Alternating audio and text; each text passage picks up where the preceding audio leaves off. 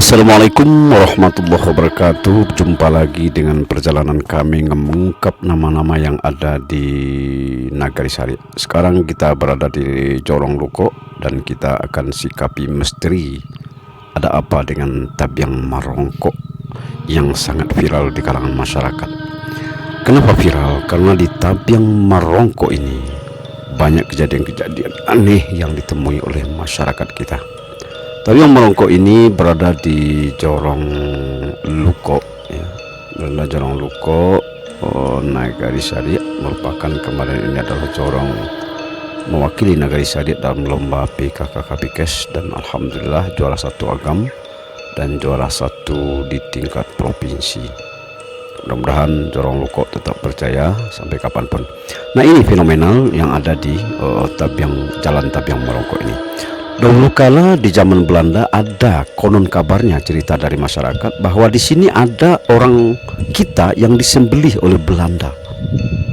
Nah, yang disembelih oleh Belanda sehingga Tabyang Marongko ini menjadi viral ketika itu.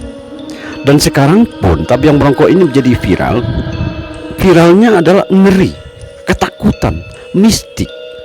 Terjadi di Tabyang Marongko ini banyak sekali kejadian-kejadian. Ketika kita lewat di malam hari di Tabyang Marongko ini, ada yang mengatakan, ada yang memanggil, ada yang menangis, bahkan ada yang kelihatan yang berjalan. Tapi ketika dihampiri dia tidak ada. Ini keanehan yang terjadi di Tabyang Marongko.